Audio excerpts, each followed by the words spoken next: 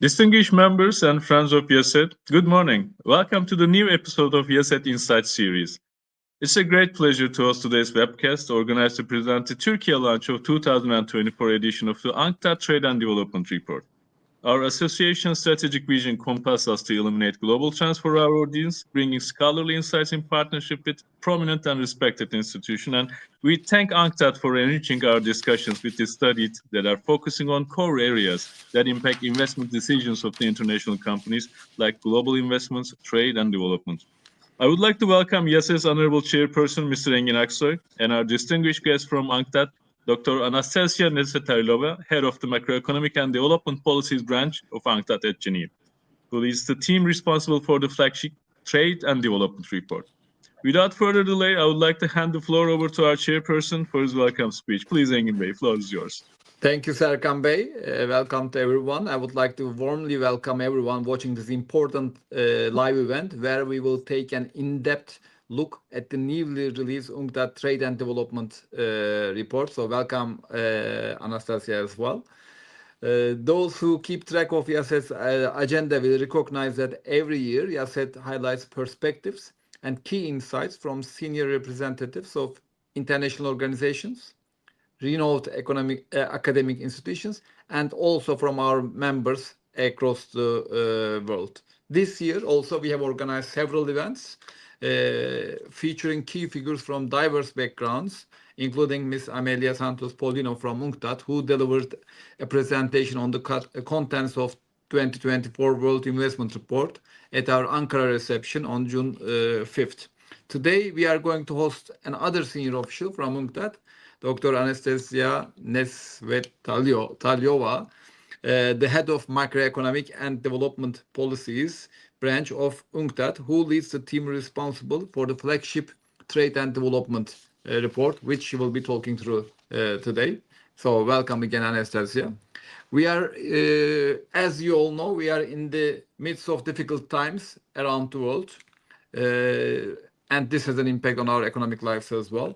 This year's report takes a profound look into fiscal and monetary policies adopted by advanced and developed economies, highlighting the challenges posed by rising debt levels and tightening access to finance, which really threaten essential public spending needed for sustainable and inclusive growth aligned with the SDGs. The report also points out a booming service economy and trade in services becoming a more significant engine for growth, which comes with both challenges and opportunities for developing countries. Turkey, as a developing country and a member of the world's 20 largest economies, exhibits both similarities to and also unique characteristics with its macroeconomic trajectory. The policies implemented to curb inflation must be complemented by reforms that we, as international investors in Turkey, expect to see as a priority. Turkey aims to attract 1.5% of the global FDI, and we believe this goal is achievable with sound macroeconomic policies, a robust business environment that ensures predictability, which we believe very important, and open market access, and by avoiding excessive interventionism, which we have experienced in the past. After the US elections, of course, we might see shifts in the US trade and investment policies, which I am sure we will be discussing today, driven by the America First agenda influencing global markets and economies. Homeshoring and friendshoring may become even more prevalent. From Turkey's perspective, I believe that with the right set of policies, we can leverage the nearshoring and friendshoring trend to our advantage if we really focus on this one. Embracing an export-led growth model, Turkey's economic prospects are closely intertwined with the European Union, and European Union is our largest export partner, which accounts for more than 40% of our exports. And nearly 60% of Turkey's inward FDI stock originates from or is routed through EU countries. So feedback from our member network highlights that the custom union with the European Union plays a significant role in attracting FDI around the world to Turkey. Turkey is also becoming an attractive destination for outward investment investments from major corporations in the Far East, driven by its access to EU markets, strategic geographic location, and the customs union. These factors, of course, underscore our view that a comprehensive modernization of the customs union is crucial for Turkey's economic growth. And the future of a European competitiveness report, also known as Draghi report, highlights the challenges facing the European economy in stimulating the productivity and competitiveness.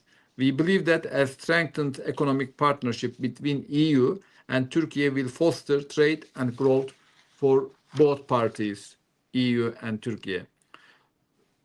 With that, wrapping up my words, I would like to extend our regards to UNCTAD and Dr.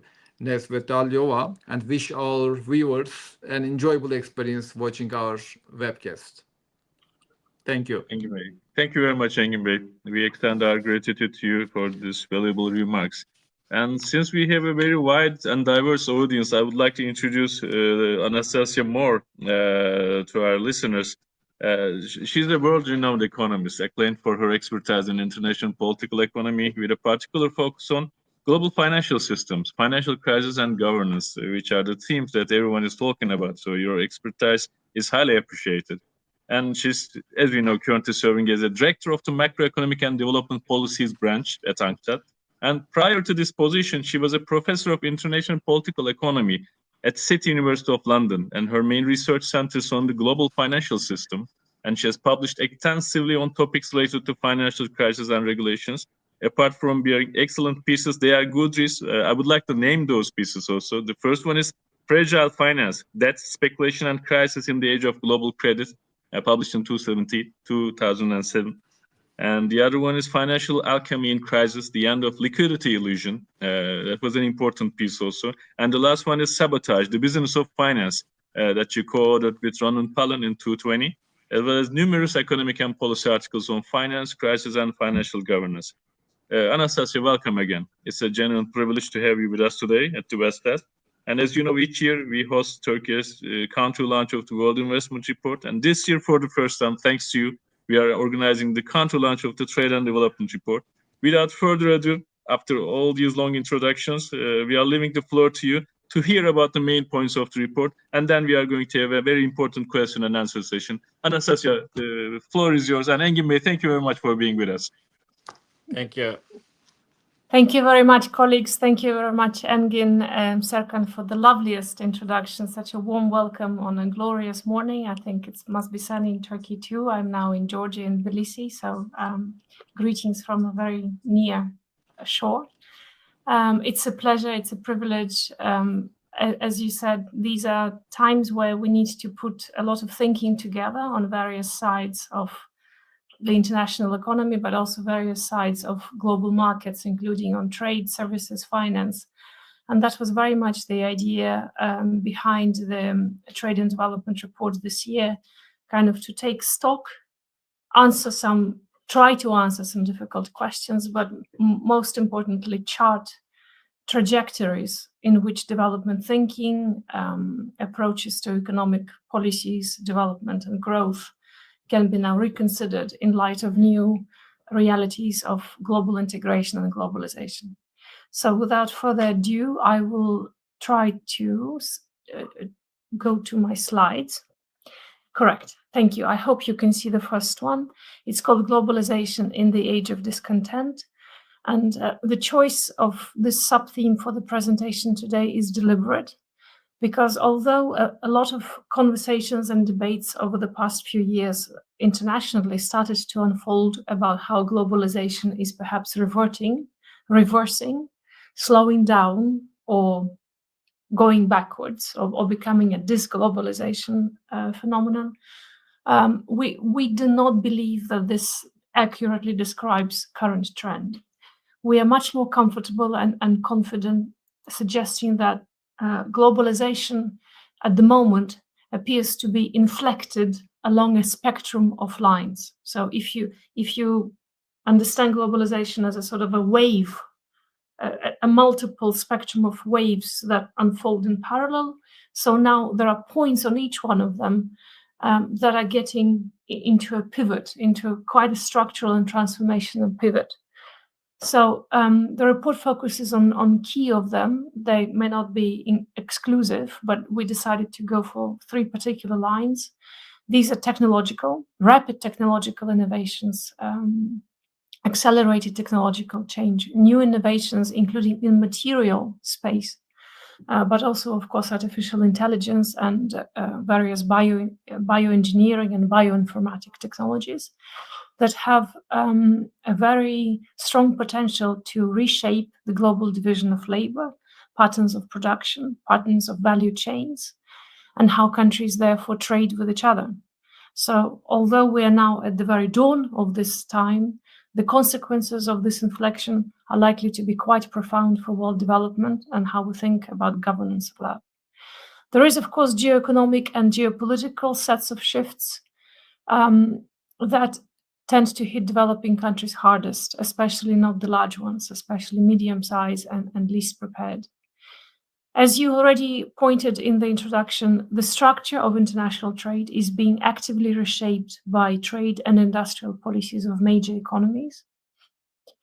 It's a departure from the previous era of globalization that had been trade-driven, that had been based on a very universal approach to liberalization, the sequencing of liberalization and trade policies.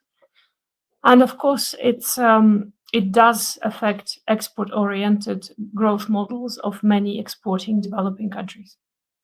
At the same time, and this is where my previous expertise comes in, global financial architecture remains largely unchanged since its inception 80 years ago. And although it might seem like a core of stability, this tension between the trade system and the global financial system, with trade being actively changed and financial system really remaining anchored in the institutions set up in 1944, I would suggest that this will be now the core foundation of perhaps instability, asymmetries, new risks, and potential fracture and problems for developing countries.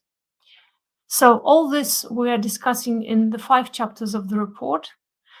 You can see the outline on this particular slide. So we start with the global macroeconomic conditions and forecast, and it's called the macroeconomics of discontent. The choice of the choice of the word is deliberate, because if although we are now 2024, we are 5 years after the pandemic, the world seems to be recovering. Inflation is coming down. Even interest rates in many economies are coming down from their recent peaks. The societal satisfaction with the global economic benefits is not there. And for example, we have seen it just a few days ago in a major political choice. So discontent is pretty much, I think, the key characteristic of the time. It doesn't only concern advanced economies, but it's something that needs to be addressed if world economic stability, order, and of course, multilateral system of economic exchange are to be preserved. International markets in 2024 is the subject of our chapter 2. We again warn with some pessimism that although there are various indicators of uptick, as a whole, we are in a slower and different trajectory to where we were in, for example, 2019. And then the rest of the chapters deal with the content of globalization at this inflection point historically. We draw lessons from this global integration pertinent to the global South from their experience during the 21st century. And we finish the report with some ray of hope, because 2024 brought a very important and positive development to world economic governance. And this is the initiative at the UN level for the United Nations Convention on International Taxation Cooperation, which by the group of the African states at the UN level, but it's a very meaningful step towards what hopefully will be a new economic architecture for a more equitable and inclusive financial, trade, and investment and production regime. So without further ado, I will very quickly take you through the slides on what I think is important. As I said, the key macroeconomic characteristic of the year is the discontent. Discontent, if you see the trajectory of global growth in real terms, but also the deceleration in all three major participants of the global economy, and this is the United States, China, and the European Union, you can see how weaker we all are when compared, for example, to pre-COVID trend and even pre-financial crisis. So not only inflation has been up, and although it's now down, but prices are still hurting many people in developing countries in particular. But global growth is projected now to be stagnating this year and also next year, the year 2025, at only 2.7%. For the complex world economy, this is simply not enough. It's much lower than, for example, the level pre-financial crisis. It's also lower than the not so vibrant period between the financial crisis and the COVID pandemic, which was around 3% at the time. And perhaps most worryingly, this deceleration of growth in key economies also means that the markets for developing countries' trade, for their exports, are not very robust, especially if you expect further stagnation, if investments are not coming through, if the public and social infrastructure for macroeconomic uptick is not ensured. And at the moment, we see that those investments are not on the cards, at least for the year 2025. So for the economies of the global south, it's a particular and very serious concern when all three major powers of the global economy are not pulling up, are not providing the engine for robust recovery anymore. We are now stabilizing at rates that will be insufficient for developing countries to achieve their SDGs, to achieve their inclusive growth, to attain sustainability in their trajectories. Reduced incomes they're not the only cause, but they feed into wider sense of social discontent. So on the left-hand side of the slide, you see the inflation trends, the consumer price index in advanced and developing economies. And if you compare the index with 2015, you will see that for the developing countries, consumer prices now are on average 70% higher than they were in 2015. Whereas for advanced, they're also higher, but lower. They are only 30% higher now. And still, this gap is very visibly indicating just how less well-off people, average people, feel today. At the same time, it's not the only conjunctural issue of this macroeconomics of social discontent or consumer discontent. On the right-hand side, you see a very historical graph indicating the loss of this economic security, if you want, or generational economic security. These are loss of jobs in the manufacturing sector in major advanced economies between 1970 to 2020. I believe it's 2022. And you can compare it proportionately, you compare it geographically, but the reduction of this reliable, rewarding, not only jobs, but also, of course, pensions and welfare and the social expectations associated with this employment, where not only, for example, the older generation of the family might have lost their factory job, but now the children are not getting those promised or assured employment in what was a reliable economic sector, is now a key feature of most advanced economies. There are many reasons for that. It's not only political. There is, of course, very important technological change. There is the switch of production and the nature of capitalism to a very different system. There is offshoring of jobs to emerging markets and developing countries.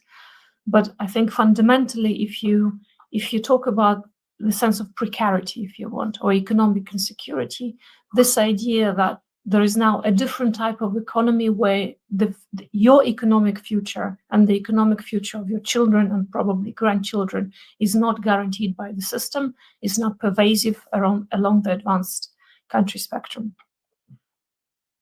That, of course, has political and social ramifications. For the countries of the global south, all this means that not only they are now facing a weaker global economy, but also they have lost the potential for a more robust recovery. So those years of weaker growth between 2009 and the pandemic in 2020 already had weakened them. But now post-COVID, and COVID affected them harsher like all crises, but global growth potential has been eroded by two major crises, but also many of the policies that were implemented to deal with this crisis. For example, austerity, debt burdens are increasing for a lot of economies of the global south, diverting funds from developmental and social needs, from the future, really. They're diverting them into today's very expensive debt service payments, but away from the investment into the future generations. So the contrast, if you study the literature, the contrast of what the world was, for example, in 2008, where major commentators were publishing major pieces on saying that we are now live in a very different world to, for example, 2000. We now live in the world of characterized by a very crisis-stricken north and a resurgent global south. This is Fareed Zakaria in Foreign Affairs in 2008. He was talking about post-American century. Other commentators were talking about the march of the lions and the rise of the South and decoupling of global South and global North. So in 2024, we are now, if you want, we have become disillusioned, or we have become much more realistic in understanding what that decoupling actually hasn't brought at all, and why there was no effective decoupling. So we have a stable but low growth, and it's not enough for global south to prosper, which of course calls for major rethink of how do they fit into this new topography of economic integration and policy, new policy space, if you want. And here we come to the second challenge that the report identified. And this challenge concerns the structural shift in the global dynamic, but also global content of trade, how you trade and what you trade. Historically, and this is not a new observation, but it's now very vivid in terms of its statistical significance, global trade has leveled off in its relationship to GDP. So if you see on the left-hand side of the chart that global trade during the hyper-globalization era was very linked to how GDP was growing, and therefore how countries can use and leverage trade for their own benefits. This relationship has waned away over the past few years. You can see the yellow tail line disappearing through the chart. And this presents major challenges to all sort of development paradigms based on the significance of trade and how you integrate, how do you earn wealth? How do you integrate into value chains? What do you do as a small size or even a medium-sized developing country with weaker manufacturing capacity but abundant labor? What is it that you do? Of course, we have an opportunity of a new type of a service-based trade and service-based economy, because it's trade and services that has been most robust in its recovery since the pandemic. So on the right-hand chart, you see various curves where we indicate components of individual trade, and you can see the yellow line accelerating into robust performance and very dynamic performance compared to very weak and weakened merchandise trade globally. This is not necessarily only a pandemic-related feature, and it's likely to continue into the future. So global trade and services by value now accounts for about half of global trade. It's projected to grow by 5% this year, compared to, for example, 2% for trade in goods. 5% globally, it's a major difference of what it is that we are trading. So it became so significant for us that we discussed whether we are now seeing the dawn of a new service economy. We don't know what this service-based economy would look like globally. It's in the beginning, but we put a question mark of this new type of, if you want, capitalism or capitalist era, and what it can mean to developing countries. It can mean many things, but first of all, it means risks, because like in many advanced countries, some developing economies experienced a deindustrialization, or if you want, reprimarization, but a loss of manufacturing potential and jobs in manufacturing over the past few years. If you look closely at the countries listed on the left-hand side of the chart, you will see that it's countries that have not lost their manufacturing employment that have performed most robustly in terms of growth, whereas countries that have struggled. At the same time, to find their new niche in this new global economy of services, intangible capital, finance, new gig economy and technology, developing countries will have to face a serious set of challenges. For example, they account at the moment for less than 30% of global service exports. The service economy is dominated by the North. 80% of multinational enterprise headquarters of companies that are meaningfully and centrally engaged in global service trade are all in advanced economies in China. And it's the corporate structuring that, of course, affects how countries can integrate into value chains and how much of the value they can capture for their national economies. A service-driven economy requires a different set of policies. It's no longer simply about structural transformation per se. It's about systemic diversification, very careful policy mix targeted to this particular context, and I insist, strong financial regulation, because services usually come with finance. Services don't develop as a sector by themselves. They come hand in hand with the financial services and financial and banking, sometimes shadow banking sector. Therefore, it requires a very different relationship and very different role for the state as an economic actor in these economies, also as a regulator and as an international policy coordinator, as an international participant in the reform.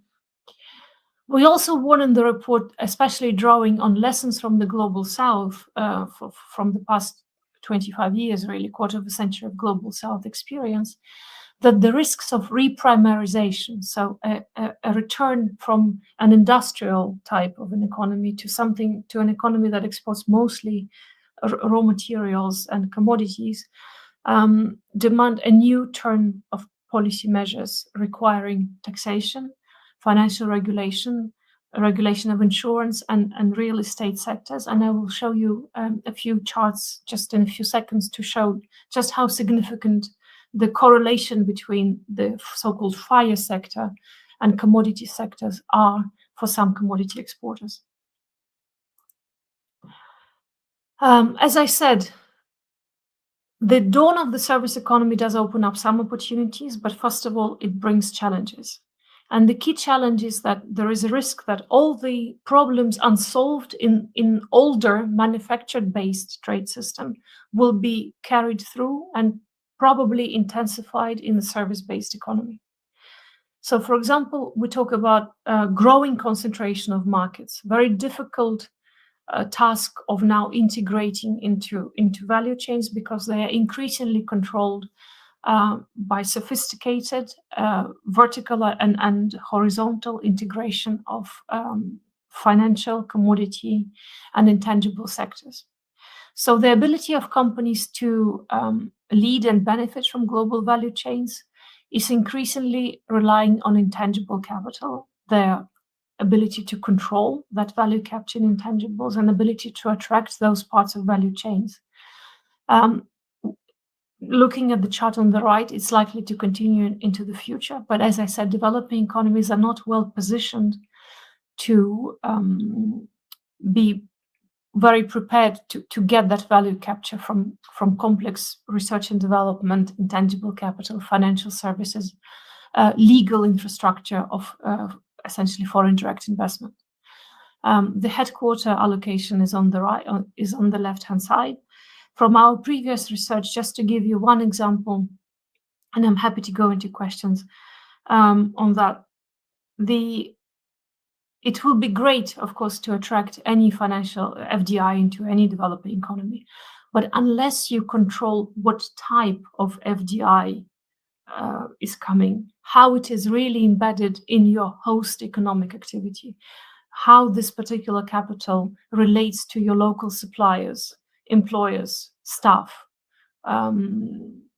your national ecosystem, you would not get much benefit from the incoming FDI. So inflow of capital increasingly doesn't mean anything.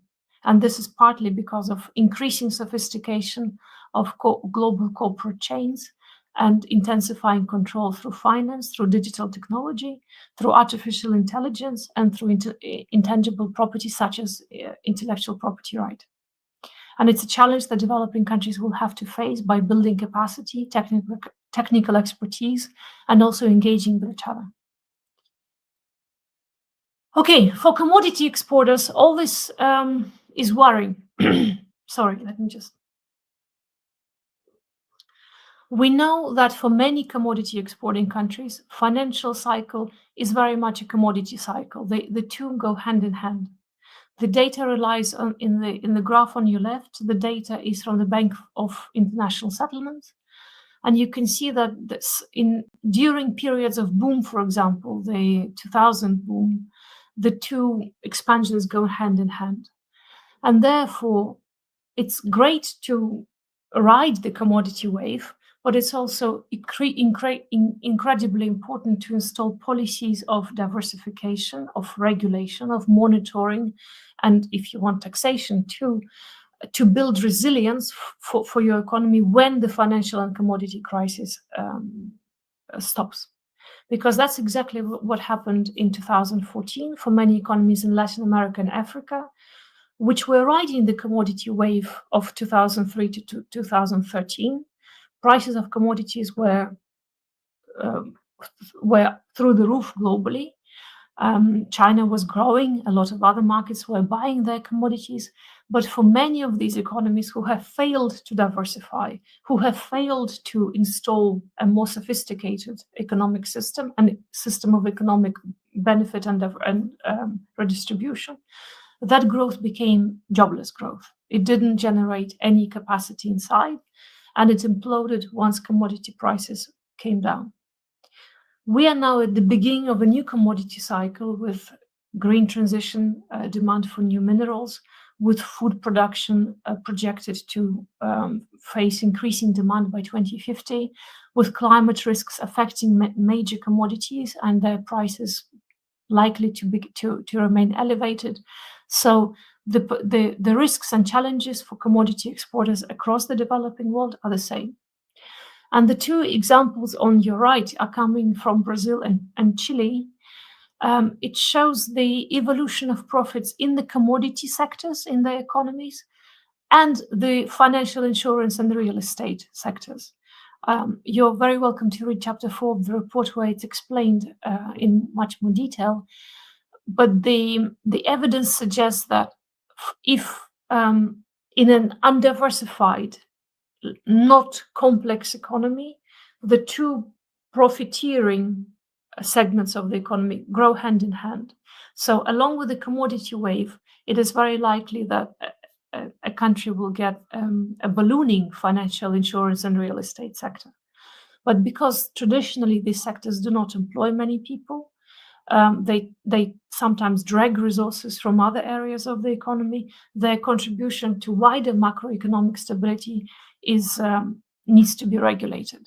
And we see very similar, we see very different dynamic across the two sectors in the economies which invested in diversification, in long-term diversification, and that would be India, Indonesia, and Vietnam. So the relationship between profitability of commodities and the financial sector, and also the role of the financialization of the whole economy, if you want, the role of the financial sector there are very different. They're much more regulated, and they're not as central. So it's a much more robust economic system as a system. Okay, let's look at our beautiful host. So this is Turkey. In fact, I specifically wanted to compare something that UNCTAD measures as a productive capacities index. It's a complex indicator, and the ingredients of it are on your slide on the right. It includes structural change, the ability to grow institutions, your ICT, so this is information and communication technology, a variety of macroeconomic innovations. And I compared it, for example, this was just the first hunch I've seen. I took BRICS economies together, and you can see how Turkey performs compared to BRICS, but also on individual measures across these BRICS economies. Turkey is in orange, and the BRICS economies are in blue bars. You can see mostly it's quite an impressive performance if you discount institutions and natural capital. I guess your audience will know more about the natural capital problems in economic transformation. But I wanted to suggest how what in fact a promising potential Turkey has in terms of being much more prepared for the complex economic organization of a service-based economy because of the combination of successful structural change, but also other components that lead to a more robust system. At the same time, let's take the next slide. As your introductions already mentioned, we know from recent experience that a key factor that sustains economic resilience through crises is the strength of regional trade partnerships and regional trade integration that, for example, was extremely significant through COVID in the Asian economies and the Southeast Asian region. And I'm just showing you the evolution of Turkish regional trade agreements by coverage and by region. You have been proactive in switching or in including services in your trade partnerships, but your key components of trade agreements are still in manufacturing. That's the blue component on the graph. Whereas by partner region as a whole, I think it's quite a stable picture that matches exactly what was said in the introduction. You're geographically, you're trading with your nearest partners, but you're also trying to expand internationally. And I think that's an area of growth and necessary potential considering various geopolitical and policy shifts at the moment. What does it all mean for policymakers, for decision makers, for investing? It means that although very currently it might seem like a risky picture or a risky pivot, historically it's a beginning of a new cycle. It's a beginning of a new global growth wave. This is a table we inserted in chapter 3 of the report. It's based on Joseph Schumpeter and also other scholars in terms of their interpretation of technological, economic, social, and financial change. And it discusses, or it kind of summarizes the effects of some technology, of key financial innovations on developing economies through time. And you can see that major eras of change from one type of growth to another were also paralleled by periods of low growth, instability, and risks of fragmentation. But that usually would lead, if you want creative disruption globally, it would lead to new technologies setting up new mass production techniques, new means of transportation, new sources of energy, new financial innovations, and therefore new possibilities for developing countries. What the currently emergent sixth growth wave of, if you want, techno-scientific capitalism means, though, is that some of the technological innovations, for example, the creation of new synthetic materials, various technologically super advanced productions that are likely to replace some of the exports from developing countries, mean that all the strategies based on cheaper exports, less skilled labor, and intensive export-driven growth are no longer viable in this new global age. Green transition brings its own challenges, some opportunities to countries with abundant solar energy and critical minerals, but it also is a major and sometimes existential change to those markets who depend solely on, whose GDP, for example, is more than 40% dependent on oil and fossil fuel exports. So it's a testing time, not only for individual experiences, but also for international cooperation and collaboration. Still, there are some opportunities, and I think with this I would want to conclude. There is a very visible growth necessity and potential of South-South trade. You can see on the left-hand side of the chart that South-South trade has nearly tripled between 2007 and 2023. I wanted to put tripled in the title, but then we calculated carefully. It's very precisely, it's more than double. It's 2.5%. But it has nearly tripled the year before. So the opportunities there are vast. Of course, they also depend on the leading role of China and what happens to its macroeconomic performance. But at the same time, it should not be discounted, and it should be harnessed, capitalized upon, but also supported by non-trade infrastructure, financial relationships, technological transfer, policy coordinations, but also governance efforts to, for example, ensure that markets work, trade remains open, and corporate concentrated power is not controlling access to world markets. Demand for critical minerals is also projected to grow up by 2050, and this will bring big opportunities for major exporters, but not for all. And as I said, policies of very careful diversification, financial control, and taxation would be hugely important for making the benefits of that new green transition age shared by wider populations and wider economies. At the same time, we also want that control over data and technology can heighten existing asymmetries. Let's take the example of Brazil. Brazil used to be a major industrial power, with 61% of its exports being industrial or manufactured goods not so long ago. Today, the share of industry exports is down to 31% only. Brazil is mostly a commodity exporter to the world economy, to world markets. At the same time, it's interesting that the country put a lot of policy effort and thought to trying to control, to benefit from the value chain, from the complex value chain, and get the benefits for its national economic needs. It invested in the research and development of specific soybeans that are only appropriate for the local soil.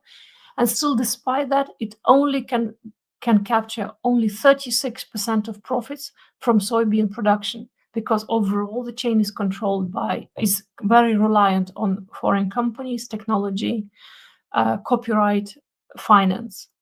And the 36% is not insignificant at all. Usually, some commodity exporters for coffee, for example, they only get 3% of the final price. So that is probably the next area of contestation, new thinking, and new need for policy and regulatory solutions that will benefit emerging markets, and where they need to play a major role whilst attracting international investment and capital into their economies. As I said, there was something promising this year too. So 2024 brought a very important development in world financial governance. This is the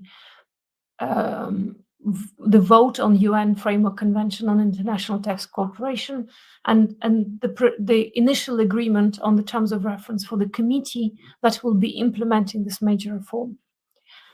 The significance of it cannot be overestimated, because usually the estimates suggest that around 40% of multinational profits are shifted due to tax avoidance, profit shifting, mispricing, and they result in, for example, 10% cut in global corporate revenues. The regulatory arbitrage has disproportionately affected low-income economies, exacerbating their fiscal challenges and reducing their fiscal space and domestic revenue mobilization.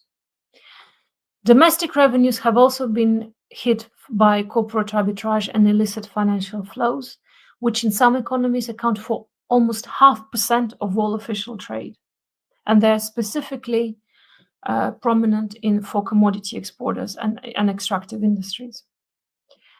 So to have a comprehensive framework for controlling international capital, for making taxation effective, is a super important priority for international and domestic policymakers. There is an understanding that the UN Convention will be wider and more inclusive than the OECD practice, for example. They're not contradictory, they're supposed to be complementary. But of course, it's only a first, meaningful, but only a first step on a very complex path ahead.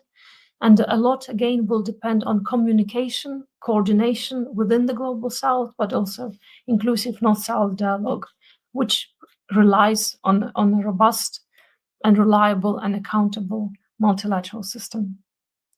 With this, I finish. It's my last slide. And I thank you for being so patient.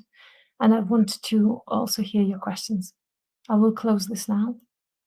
Anastasia, thank you very much. There's too much to reflect on, but thank you for bringing this global perspective to what is going on and how countries are positioned in it and how we are going to be dealing with that. And your emphasis on the nature of the issues that are changing, deepening, transforming, and increasing. We are also judging whether the coping mechanisms, the international mechanisms that we are currently having are eligible and have quite power and mechanisms to solve these issues. So probably we need to address all of them together. And thank you for bringing this out too, because whenever we want to do something, we would also question whether we have the tools to do something. Mm-hmm. And whether we have the arsenal of finance and also regulations to address those. That is quite important. And when we were talking about the shifts in the global supply chains in the midst of COVID, we were just focusing on the current existing supply chains, but you're also focusing that the content and nature of the supply chains are also shifting. So it's kind of a double problem for countries to position their trade, their production, their efforts.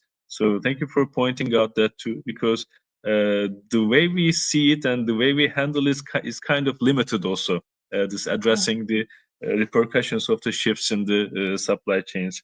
And we are also experiencing a disinflation program, and there's a slowdown in the economy as it is expected, and there's a decrease in the domestic demand. And most of the developing nations are facing these similar problems, just like you pointed out, and trying to cope with the results of those programs. Total factor productivity is a big issue that we haven't been addressing as most of the development nations. So that's a big issue that we need to revisit. The export markets are shifting, and all of these items are also present in the report. We highly advise all of our audience to read the report, because UNCTAD is always bringing a very healthy discussion platform about the global problems, and your reports and insights are important policy inputs for other UN organizations, other international institutions, and also governments. So in order to be in this medium of discussion is important for everyone. So we highly encourage everyone to understand, reflect, and respond on those points that you pointed out. So thank you for all the presentation. We could have a day because it is having a lot of content, and we would be really happy to do so. Maybe in another session we can do it. But let me just transition to the questions. Actually, it is good that our audience is quite following up the report. All the questions are kind of related to the report we received beforehand. Maybe it requires some more clarification, and maybe you can comment a little bit on the questions that I'm going to channel to you. The first one is actually asking, maybe we can more elaborate on how economic growth is progressing in the developing world following all these crises starting from the COVID, and how do you perceive their performance? Because when you are pointing out the differences between South and North, the gaps are worrying. Indeed, they are very worrying, especially if you start to disintegrate Global South into individual components. So the obvious choice we made in some of our calculations and presentations is to distinguish developing world as a whole and developing countries outside of China. And once that powerful force is taken away from statistics, you will see that the rise of the Global South has been more subdued, but also the growth without Chinese growth is really not robust. It's now again on a weaker foundation, especially in the context of slowdown of three major economic centers. So to give you one example, although it may not be necessarily super mathematical because it's academic and hypothetical, we calculated for one of our work on inequality, we decided to calculate how much it will take for the newly joined economies of the African Union to grow in real terms to reach the living standards of the G7 economies today. So our calculations suggest that the economies of the African Union, the 55 countries, will need to grow by 19% per year over the next 20 years just to reach the average living standards of G7 today. This takes the account that G7 economies are themselves diverse in their economic performance. And just to reiterate, global growth is expected at 2.7% globally, and developing countries are facing only 2.8% in our projections. So the potential needed for their qualitative improvement is vast, and at the moment the conditions are not there. Thank you. I just would like to emphasize your final statement about the current situation, the trend, and the urgency of it. Thank you very much for this. And the next question is more related to what has been done after the crisis by the governments. You were talking about a more balanced and coordinated policy approach to combating inflation, which is also significantly affecting Turkey. Could you provide a bit more detail on what an ideal policy mix might be for a typical developing country? I think it all starts with the over-reliance on monetary stimulus or withdrawal of monetary stimulus, depending on the cycle, and therefore the identity of the central bank and what the central bank can do, should do for the overall economic stability. So we have historically we contested the idea of nominal central bank independence, of the narrow mandates. They are not appropriate for developing country context. They're actually not appropriate necessarily for advanced countries context either. But in this particular report, we also have a little bit of a historical insight of a similar time in 1930s US, when the central bank was not only, it wasn't an inflation, a price hawk only. It was an institution in charge of finding the gaps in capital market provision and enabling to bridge the capital gap provision for the wider economy. It was then used by the state, along with corporate system, in a coordinated manner to deliver capital, reliable, cheaper, long-term capital, if you want patient capital, to the niches, to projects, to areas of investments that are needed at more long-term for post-crisis recovery. So we discuss it in the context of relationship between the state, central banking, and economy in crisis, and I highly recommend that little box in chapter 1.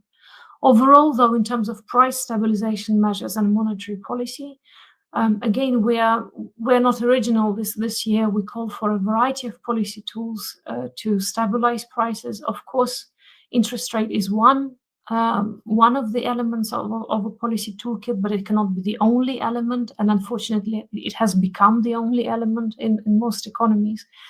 There are various price stabilization measures, including price controls used by some emerging markets. But also there are stabilization measures for individual markets, for example, for food systems. I would highly recommend the perspective of Isabella Weber, who is a leading macroeconomist internationally, who advocates the use of stockpiles and reserves. Also, not only as a crisis measure, but as a price stabilization infrastructure tool for the wider crisis resilience. So overall, I think it's in a complex set of challenges. It's incredibly dangerous to rely on only one policy framework and a very narrow set of one tool, being interest rates. It also, of course, raises the additional risk of what happens to the balance between the financial and the real economy as the economy recovers. So as we now go into lower cycle of inflation, we shouldn't be complacent about capital going into higher earning financial assets where they may not bring jobs, recovery, and public services and stability. They need to go to long-term developmental needs and to long-term climate needs. So none of this is particularly original, but it needs to be understood as a complex set of system-wide measures. The problems are far too serious and far too complex to be governed only by interest rates. Thank you for pointing this out. Because of the diverse nature of the problem that the developing nations are facing, the policy mix is also expanded, and we are going to please. Serkan, I'll just, of course, I should have said your initial question was about inflation. It shouldn't be forgotten that the structure of inflation itself suggests that there was a major factor of corporate concentration, of market concentration and markups being part of price changes. And that corporate concentration, although it came into a policy debate over the past few years, it hasn't been tackled seriously. And this is, again, in the systemic framework, it should be a policy priority at the moment, because we see tendencies that are only indicating much more corporate power, much more corporate influence, much less space for fair competition that will affect producers and firms in developing countries the most. And maybe some aspect of it is also depending on the strategies, the policy mix, and the regulatory frameworks of countries that are being implemented. And at the beginning of 2024, we were pointing out that like 70 economies in the world were about to enter an election cycle. And those elections also have effects on the strategies, priorities, and tools and the policy mix of the countries. And we also have recent election in the US. And how would you comment on the policy change risks that are going to impact the world, or policy trends based on the strategic changes of the governments that are going to impact the global trade and global investments? Indeed, yes, it was a year of geopolitical fragility, which I think the fragility is still with us as a prospect.